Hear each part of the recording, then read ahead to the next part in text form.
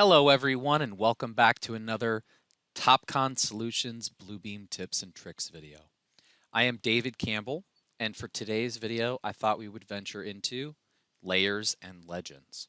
So getting into Bluebeam review here, layers and legends I feel like are some very beneficial tools to utilize, and they can be kind of slightly um, confusing in which ways that we can use them. So I wanted to make this video to kind of help maybe show some of their functionality off and see a little bit of what we can do with utilizing different layers and legends. So starting out, I wanted to talk about what layers are. So these layers here, I've made a few for my document. I've kind of broken these down based off of the different types of elements that I have for my takeoffs here, and I've kind of created this overall takeoff legend on the front sheet of my document set, kind of as a place to go to see what's updating or what's changing in that project.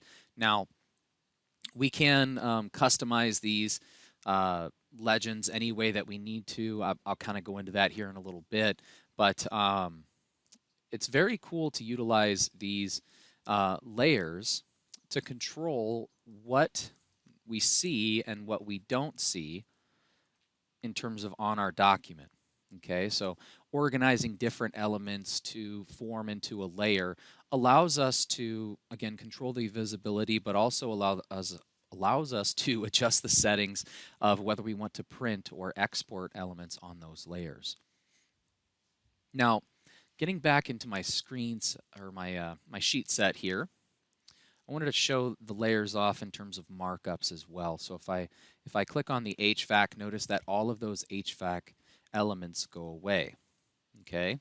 Now, placing elements on a layer. Okay, there's a couple different ways that we can do that. One, if you open up your markups list, you'll notice that you can grab different elements, such as my vinyl base here, and if you right-click, you'll find layer. Then you can go ahead and just apply these different elements on those layers. Now, another trick, if I can give you one here, is to utilize these filters.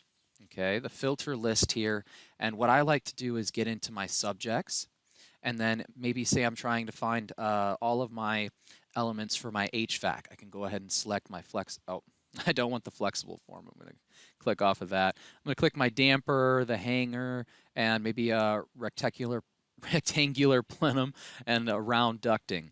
And you'll see down here my markups list is kind of building, giving me those different elements, but filtering out everything else. So this is a good way to go ahead and grab all of those elements at one time and then go ahead and place them on the legend or the layer that you want them to associate to. So I kind of went into the legend there a little bit. It kind of gave that away, but I'll go into more detail about that one here in a second. Now, the other way to kind of assign these different elements to layers, is to go ahead and just select these elements, of course, and then assign it a layer. Now, the other thought process to this, though, is that I have my tool set over here, and I have my mechanical tools that I've already brought out and placed on the screen here. What I want to show you is that if I establish a layer, such as this one here, let's say this is mechanical, so it's going to go under HVAC, or we can create a whole new layer for this, right? Right now I'm just going to leave these under HVAC. But if I add this to my tool set, which I'm going to show you this one here just to kind of show you, it says hanger, label, metal strap. If I take this and I add it to my tool chest, I'm going to add that right into my mechanical tool chest there, or tool set. Notice now it applies with that layer of HVAC. So the cool thing about this is if you create your tools or edit them in a way to adapt the layer that you want essentially associated with those tools, you can control the entire tool chest and they remember, you know, the layer that they are on. So you can turn on and off the visibility of elements that are grouped under those layers at one time. For me, this has been extremely beneficial with exporting, things like that, keeping my different teams up to date. I did want to show a little bit of that functionality here. I kind of showed it off a little bit earlier, but even in terms of legends here, notice that I've included my legends on, let me go to concrete here. I've included my legends on the actual layers. So I can control what I'm going to export or what I'm going to send out and the amount of data that I'm going to send out and what I'm showing based off of the layers that I utilize here. Now, another tip and trick with these layers before going into legends here, I wanted to notate about going up to a session. Okay, now in a session, you know that no documents can be manipulated in any way during that session. So if you try to create layers, you try to do anything like that, it won't let you do it. Now the thought process is that we have to do those layers, we have to create those layers before the document goes into the session, right?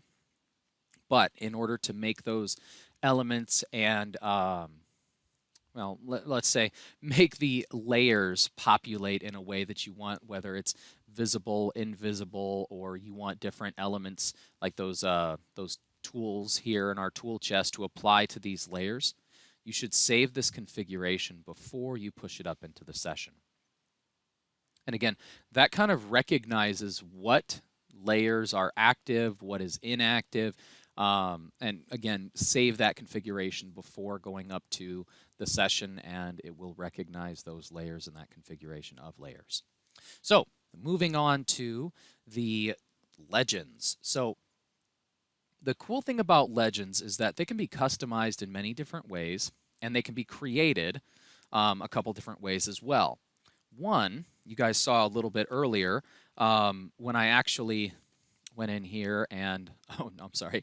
When I right-clicked on these elements, you see that legend is actually an option. It's not on this one because that's obviously a legend there, but if I click on a different element, you'll see that we can select the legend that we want these to kind of recognize or kind of go to, right?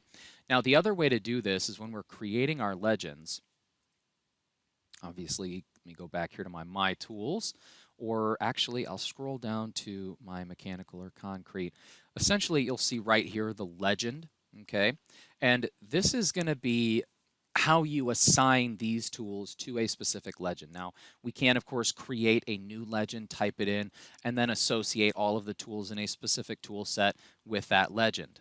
Now, you'll see this one here kind of has everything in it. So it has my dampers, my hangers, my rectangular plenums, my round ducting, the wall finish, and then I have separated these by their specific subjects. So the flooring and interior finishes, the concrete here, and then the fire, life, and security. Well, the way that we can customize these legends is through the actual properties tab here, okay?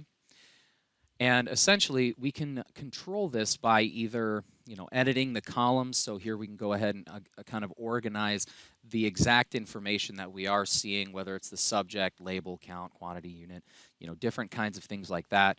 We can go ahead and show those through the legends. But you're also going to notice that you can apply these legends. Here's the source page here, to all of the pages, to just your current page, to a custom range of full pages. And then even the actual outline, like the look of your legend, you can customize as well here in the table style. You'll see I have a couple different styles here shown. Okay. Now, these legends, as you go around and update these elements, as you go and add more things. So let's say I go over to one of my structural sheets here. So on this structural foundation sheet, let's say that I want to go ahead and add a 4-inch concrete slab from my tool chest here, and I'm just going to draw a couple of these out for example. Now, obviously, I wouldn't put them through the footing like that, but for example purposes, that'll work.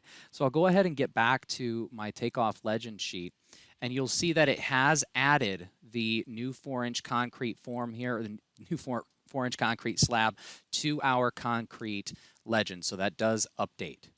I want to thank you all for joining us for another episode of the Tips and Tricks series. Now, if you do want to try any of these tips and tricks yourselves, Feel free to venture to www.topconsolutions.com/Bluebeam Review and download a free trial of Bluebeam Review to try any of these out.